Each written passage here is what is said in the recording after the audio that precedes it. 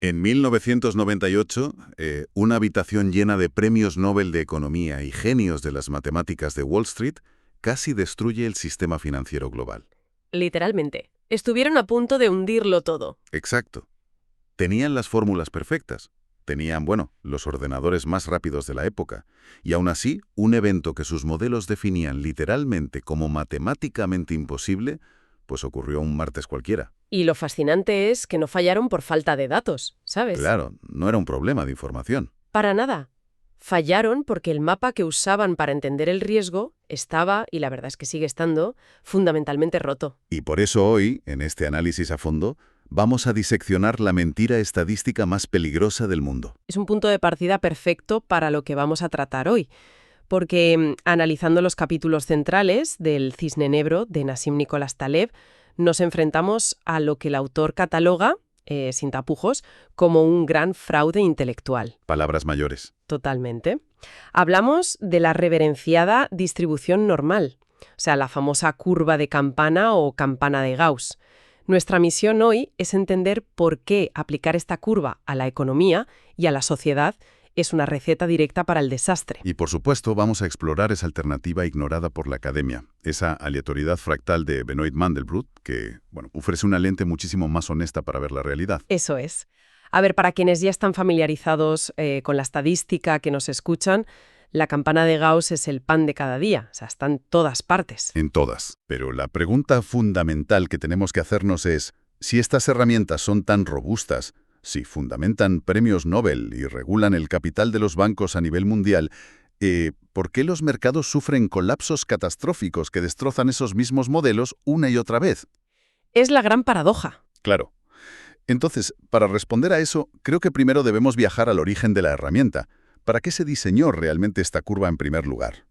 Pues mira, ese es precisamente el pecado original de todo esto. La curva lleva el nombre del brillante matemático Carl Friedrich Gauss, que la desarrolló en el siglo XIX. Pero su propósito no tenía absolutamente nada que ver con predecir el comportamiento humano. ¿Ni la bolsa, ni nada de eso? ¿Qué va? Ni los mercados, ni la venta de libros, nada. Gauss la utilizó para medir errores en observaciones astronómicas.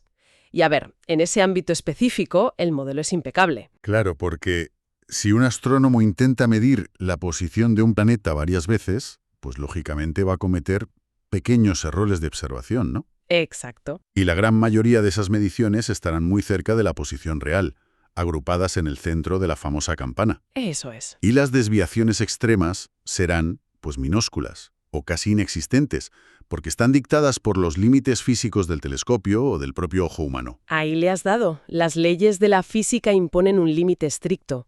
Es el entorno que el texto denomina mediocristán. Mediocristal, vale. Sí, un mundo donde lo particular no puede alterar lo general de forma drástica. El problema histórico, la verdadera tragedia, surge cuando un sociólogo y estadístico llamado Adolf Quetelet decide importar esta herramienta astronómica directamente a las ciencias sociales. El error de traslado. Un error garrafal. Quetelet empezó a medir características físicas como, por ejemplo, el perímetro torácico de los soldados escoceses y luego dio un salto totalmente injustificable. Trató de encajar el comportamiento social en esa misma curva matemática, ¿verdad? Exactamente, creando así lo que se menciona en las fuentes como l'homme moyen. El hombre medio. Eso es. Una especie de ideal estadístico donde cualquier desviación de la norma se trataba simplemente como un mero error que la sociedad debía corregir. Vale, vamos a desglosar esto porque me parece clave. El error de Quetelet pervive hoy, pero el problema subyacente es la arrogancia, ¿no? La arrogancia epistémica de creer que las fuerzas sociales o económicas tienen los mismos límites físicos que mirar por un telescopio. Totalmente. Es que no tienen nada que ver. Las fuentes plantean un experimento mental fascinante para ilustrar esta trampa. Y comparan el peso físico frente a la riqueza. Imagina que reunimos a 1000 personas al azar en un estadio. ¿Vale? Podemos calcular su peso medio sin problema. Pero ¿qué pasa si de repente añadimos al estadio a la persona más pesada del planeta? Alguien que pese, no sé, 400 kilos. ¿Hasta qué punto altera eso la media general de todo el estadio? Pues la altera de forma insignificante. Claro. O sea, esa persona representará como máximo una fracción diminuta del porcentaje del peso total, porque el peso físico tiene límites biológicos estrictos dictados por la gravedad, por la genética. Ahí la campana de Gauss funciona a la perfección. Pero el experimento da un giro radical si cambiamos la métrica. ¿Qué pasa si en lugar de medir el peso corporal de esas 1000 personas, sumamos su patrimonio neto, su riqueza? Una gran empresa tecnológica, con una fortuna de 200.000 millones de euros. La dinámica cambia por completo, Revienta la estadística. de forma absoluta. En un solo segundo, ese único individuo pasa a representar el 99,9% de la riqueza total del estadio. Madre mía. Y todos los demás presentes se convierten, a efectos estadísticos, en un simple error de redondeo. Es una locura cuando lo piensas así. Y este es el salto a lo que Taleb llama extremistán, un entorno sin restricciones físicas, donde una sola observación, puede dominar desproporcionadamente el total. Y por eso, aplicar la campana de Gauss a extremistán no es solo un error académico, es, sinceramente, negligencia. Hay un detalle visual en el texto que resulta, casi cómico, por su ironía. El autor cuenta cómo en un viaje recibió de cambio un billete de 10 marcos alemanes, y el billete mostraba el rostro de Gauss, súper orgulloso, junto a su famosa curva de campana, a modo de homenaje nacional. Uf, la ironía de ese billete es dolorosa. Ya te digo. Porque esa misma moneda, el marco alemán, experimentó en los años 20 uno de los episodios de hiperinflación más salvajes de toda la historia humana. Totalmente. O sea, pasó de valer 4 marcos por dólar a unos 4 billones de marcos por dólar en un periodo cortísimo de tiempo. Y según la curva de campana impresa en ese mismísimo billete, una fluctuación económica de tal magnitud requeriría más tiempo del que tiene el universo para ocurrir. Matemáticamente imposible según Gauss. Y sin embargo, destrozó la economía de toda una nación en la vida real. Así es. Y esto nos lleva directamente al núcleo del problema, matemático. A ver. Si asumimos que quienes nos escuchan conocen la forma básica de una campana, la verdadera trampa se esconde en los extremos, en lo que en estadística se llaman las colas. Vale, ¿y cuál es el mecanismo exacto que hace que esta curva nos vuelva tan ciegos ante el desastre en extremistán? Pues lo fascinante aquí es la velocidad a la que disminuye la probabilidad.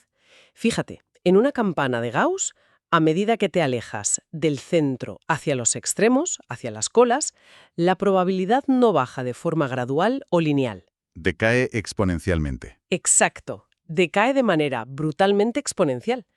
Esto significa que matemáticamente el modelo asume que un evento extremo desaparece a un ritmo tan bestia que se vuelve, a todos los efectos prácticos, imposible. Para dar una escala real a esto a nuestra audiencia, un evento de 6 sigmas, o sea, una desviación estándar de 6 puntos respecto a la media, debería ocurrir una vez cada varios millones de años. Una barbaridad de tiempo. Y sin embargo, al observar los mercados financieros reales, vemos caídas de esa magnitud cada década. Totalmente.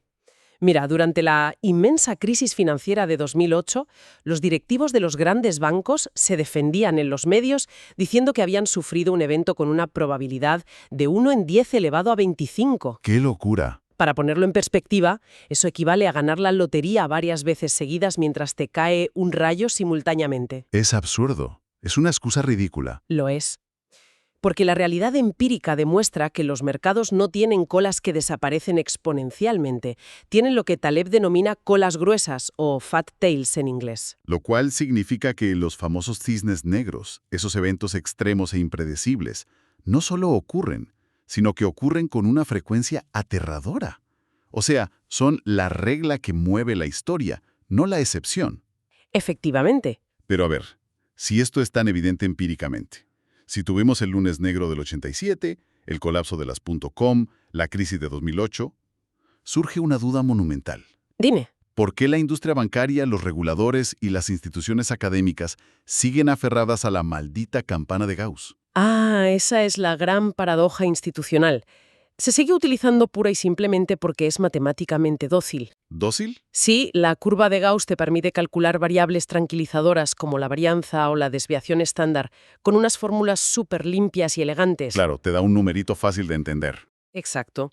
Para un gestor de riesgos en una gran entidad financiera es muchísimo más cómodo presentar a la junta directiva un informe en un PowerPoint que diga que el riesgo máximo diario está perfectamente acotado y controlado.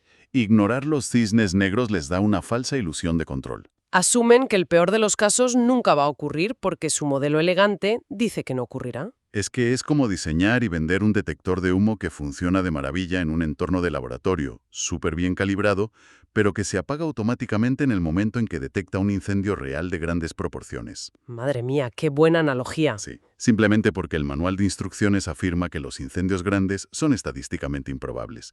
Así que mejor ignorarlos. Es una metáfora brillante para ilustrar el enorme peligro que corren.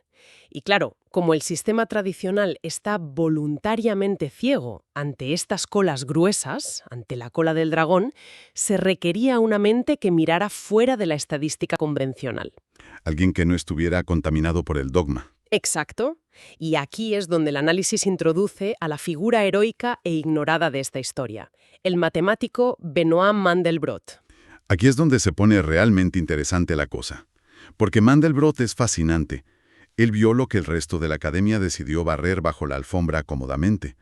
En los años 60, décadas antes de las grandes crisis informatizadas, este hombre se dedicó a estudiar algo tan, no sé, mundano como los precios históricos del algodón. Y lo que encontró en esos datos del algodón fue revolucionario. Mandelbrot demostró empíricamente que las fluctuaciones en el precio no seguían para nada una distribución normal o gaussiana. No encajaban en la campana. Para nada. Los saltos bruscos en el precio no eran anomalías raras que debían descartarse, eran parte inherente de una distribución de cola gruesa. Y para entender el mecanismo de estos saltos, Mandelbrot no recurrió a la estadística clásica, que ya hemos visto que fallaba, sino a la geometría. Él es el gran pionero de la geometría fractal. Así es.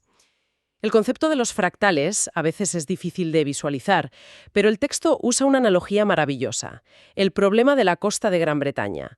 ¿Cómo traduce esta idea visual la naturaleza de los mercados financieros? Pues mira, la clave absoluta de los fractales es la autosimilitud, la invariancia de escala. Vale. Si alguien observa la costa de Gran Bretaña desde un satélite a miles de kilómetros de altura, verá un contorno súper irregular, muy lentado. Ajá. Pero si esa misma persona baja a la playa y mira las rocas a sus pies con una lupa, la irregularidad, ese grado de aspereza, es sorprendentemente similar. Es como si el patrón de caos se repitiera independientemente de la escala de observación. Da igual si usas un satélite o un microscopio. Exactamente eso. Y Mandelbrot aplicó esto mismo a los mercados financieros. ¿Y qué vio? Descubrió que la irregularidad de las fluctuaciones de precios en un gráfico de, pongamos, 5 minutos, tienen matemáticamente la misma estructura irregular que un gráfico anual a lo largo de un siglo entero. O sea, la naturaleza no utiliza la geometría perfecta y lisa de los triángulos o cuadrados de Euclides. ¿Qué va? Un bosque no está formado por conos y esferas perfectas. Está lleno de formas irregulares que obedecen a estas leyes fractales. Y si la naturaleza funciona así, desde, no sé, las venas de una hoja, hasta la distribución de los terremotos o la forma de las montañas, resulta completamente lógico que los sistemas humanos complejos, como la economía y la bolsa, también lo hagan. Es de sentido común. Pero, claro, con una evidencia tan aplastante sobre la mesa, uno esperaría que la Academia le diera un premio Nobel inmediatamente a Mandelbrot. No. Ay, ocurrió exactamente lo contrario. Fue repudiado brutalmente por el establecimiento económico. ¿Qué C era? Hay un episodio muy revelador que se menciona en el texto. George Shultz, quien más tarde fue un alto cargo del gobierno estadounidense, era por entonces decano en la Universidad de Chicago. Vale, una institución de peso. Pues Schultz llegó a ofrecerle un puesto muy prestigioso a Mandelbrot, para poco después llamarle en mitad de la noche, casi a escondidas, y retirar la oferta de trabajo. ¿Por qué? En respuesta a la inmensa presión del Departamento de Economía. No le querían allí. Pero, ¿por qué tanto miedo a un modelo matemático que simplemente describía la realidad de forma mucho más precisa y honesta? Porque aceptarlo significaba destruir el trabajo de toda una generación entera de economistas. Sus modelos fractales arruinaban las fórmulas académicas elegantes. Claro, les estropeaba el chiringuito. Exacto. Hacían que el riesgo financiero fuera imposible de empaquetar en ecuaciones sencillas de pizarra. Y la academia prefirió, con mucho gusto, mantener sus teorías limpias aunque estuvieran equivocadas empíricamente. Como subraya Taleb de forma tajante, fue como echar margaritas a los cerdos. Y el precio de esa ceguera voluntaria de rechazar a Mandelbrot fue incalculable, porque al ignorar la naturaleza fractal de los mercados, la Academia Financiera construyó sus mayores instituciones sobre cimientos de pura arena. Así es. Y esto nos lleva al colapso de las herramientas financieras modernas y al evento con el que iniciamos esta inmersión profunda al principio. Exacto. Entramos de lleno en el terreno de las consecuencias prácticas. Aquí hay que hablar de la gran paradoja de los llamados premios Nobel de Economía. Que, por cierto, como bien señala la familia Nobel original en el texto, ni siquiera es un verdadero Nobel, sino un premio otorgado por el Banco de Suecia en memoria de Alfred Nobel. Un detalle importantísimo.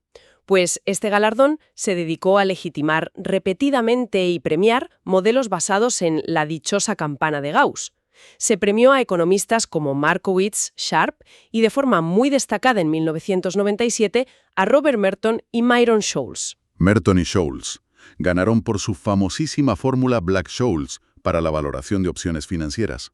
Esa misma. Una fórmula que, para funcionar en la práctica, necesita asumir que la volatilidad del mercado está domesticada, que sigue una distribución normal sin grandes sobresaltos. Y armados con ese prestigio del Nobel y esa fórmula supuestamente infalible, pasaron a dirigir el gigantesco fondo de inversión Long Term Capital Management, el famoso LTCM. Tenían a las mentes más brillantes de su generación en nómina. Todos unos genios. Utilizaron sus modelos gaussianos para justificar un nivel de apalancamiento financiero absolutamente descomunal, porque estaban convencidos de que el riesgo estaba matemáticamente anulado por sus fórmulas. Hasta que el verano de 1998 trajo consigo la crisis de la deuda rusa. Un cisne negro de manual. Totalmente.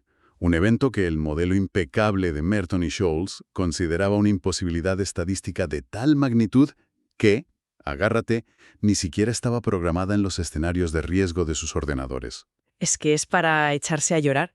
Pero claro, la realidad no obedece a las matemáticas elegantes de la academia. Nunca lo hace. El fondo sufrió una implosión tan violenta, tan rápida, que la Reserva Federal tuvo que intervenir y organizar un rescate de urgencia con los principales bancos para evitar que arrastrara a todo el sistema bancario occidental al abismo. Fue el mayor fracaso empírico de la teoría económica moderna hasta ese momento. Sin duda. Pero lo más escalofriante de toda esta narrativa no es el colapso de LTCM en sí.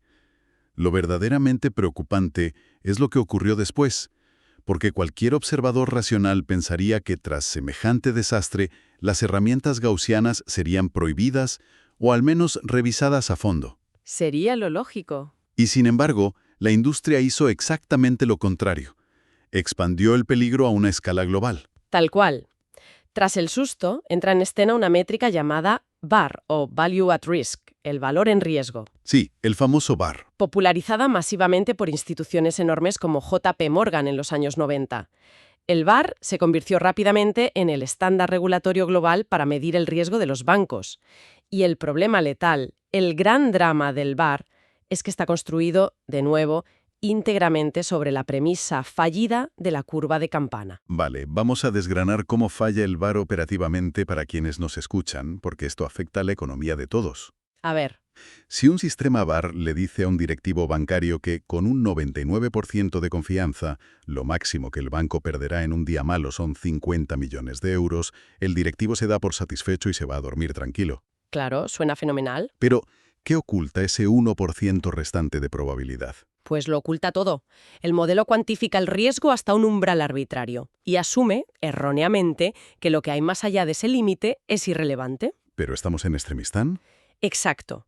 En el mundo real, en Extremistán, ese 1% restante no significa perder 51 millones por pasarte un poco. Significa perder 5.000 millones de golpe y llevar al banco entero a la quiebra en una mañana. Es como construir un dique para contener una inundación de 10 metros basándose en que tu modelo histórico dice que no habrá olas más altas. Ignorando por completo que si llega una ola de 12 metros, no solo rebasa el dique un poquito, sino que destruye la ciudad entera que hay detrás. Es la máxima expresión de lo que el texto denomina la falacia lúdica. Es el error de intentar medir la incertidumbre salvaje e indomable del mundo real utilizando las reglas asépticas y cerradas de un casino. Muy cierto. En una mesa de ruleta, el riesgo máximo está acotado. Se conocen las probabilidades exactas, sabes cuánto puedes perder. Pero fuera del casino, en la vida real, los peores escenarios carecen de techo. Y este diagnóstico, aunque es brillante, plantea un reto intelectual enorme. Porque claro, si las herramientas clásicas de gestión de riesgos son peores que inútiles porque ofrecen esta falsa sensación de seguridad, nos enfrentamos a un dilema muy serio. Exacto. Y aquí es el momento de hacer un poco de abogado del diablo, si te parece. Venga. Si la campana de Gauss es un fraude peligroso, vale, lo compramos. Pero los fractales de Mandelbrot, por su propia naturaleza matemática irregular, tampoco permiten predecir la fecha exacta o la magnitud del próximo colapso bursátil. Entonces, ¿de qué nos sirven? Es una pregunta lícita. No estamos simplemente cambiando un modelo ciego por otro modelo que nos dice, mira, el apocalipsis llegará seguro, pero no tengo ni idea de cuándo. ¿Cómo se navega por Extremistan sin quedar paralizado por la paranoia constante? Es una objeción fundamental y muy común. Si conectamos esto con el panorama general, la solución no reside en exigir predicciones perfectas, porque predecir el futuro de forma exacta en Extremistan es simplemente epistemológicamente imposible. No se puede. Vale, entonces, ¿qué hacemos? La postura correcta, la que defiende Taleb, es transformar nuestra relación con los modelos. No se trata de quemar los libros de estadística y rendirse, sino de usarlos con una honestidad extrema sobre sus límites. Volvemos al viejo adagio de la filosofía. No hay que confundir el mapa con el territorio. Porque un mapa que muestra una llanura verde y segura donde en realidad hay un abismo mortal es muchísimo más peligroso que no llevar ningún mapa y caminar con cuidado. Exactamente. Por eso las matemáticas fractales, las llamadas leyes de potencia o variaciones del principio de Pareto, como la famosa regla del 80-20, son descripciones mucho más honestas de la realidad empírica. Y en Extremistan, ese 80-20 puede convertirse fácilmente en un 50-0-1, ¿no? Donde el 1% de las variables controla la mitad de los resultados globales. Tal cual. Son modelos honestos porque no imponen un límite artificial a lo extremo, lo aceptan como parte del sistema.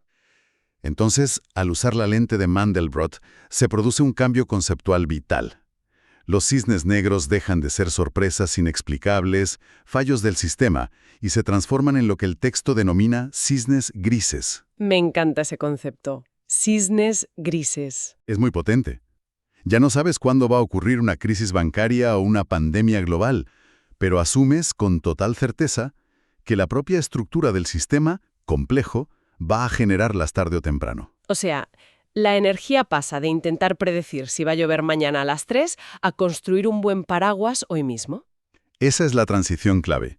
Pasar de la predicción, que es inútil, a la mitigación. Y de esta filosofía de mitigación nace una solución práctica fenomenal sugerida en las fuentes para gestionar el patrimonio e incluso las decisiones vitales. La famosa estrategia de la altera, o la estrategia Barbell. La estrategia Barbell es interesantísima porque sugiere algo que va en contra de absolutamente todo el asesoramiento financiero tradicional que te dan en un banco. Todo lo contrario. En lugar de buscar un supuesto equilibrio en inversiones de riesgo medio, propone abrazar los extremos directamente. Porque en Extremistan el riesgo medio es un fraude matemático. Es puro riesgo oculto de ruina. Entonces, la estrategia Barbell sugiere asignar la inmensa mayoría de los recursos, digamos entre el 85 y el 90%, a instrumentos hiperconservadores. Muy aburridos. Sí, activos que sean absolutamente a prueba de cisnes negros negativos, como bonos del tesoro de máxima seguridad o simplemente efectivo bajo el colchón. Activos que sabes seguro que no van a desaparecer en una crisis sistémica. Vale. ¿Y qué hacemos con el resto? Ese pequeño porcentaje del 10 o 15% que nos sobra. Pues no se invierte en opciones moderadas, sino que se destina a apuestas hiperagresivas. Pura especulación. Inversiones especulativas donde la pérdida máxima está rígidamente limitada a ese 15% que has puesto. Si lo pierdes todo, solo pierdes el 15%, no te arruinas. Claro. Pero el potencial de ganancia si ocurre un cisne negro positivo es teóricamente infinito. Precisamente. Es brillante porque al operar únicamente en los dos extremos, se recorta la cola gruesa del riesgo de ruina financiera y a la vez se maximiza la exposición a la serendipia y a la volatilidad positiva. Se evita por completo ese centro fangoso y peligroso de la campana de Gauss, ese riesgo medio donde los modelos tradicionales engañan a las instituciones haciéndoles creer que lo tienen todo controlado. Es una manera profunda, casi filosófica, de alinear tus acciones con la realidad irregular y áspera de la naturaleza, en lugar de intentar forzar el mundo en las ecuaciones simétricas y perfectas de una pizarra académica. Y bueno, para ir cerrando ya esta extensa inmersión profunda, creo que la síntesis de hoy es clara. La curva de campana anestesia nuestra percepción del riesgo, nos duerme, mientras que la geometría fractal de Mandelbrot nos devuelve a la áspera pero real naturaleza del mundo. Nos obliga a aceptar que el mundo está dominado por lo improbable. Y aceptar esa premisa de vulnerabilidad es el verdadero punto de partida para construir resiliencia real. Así es.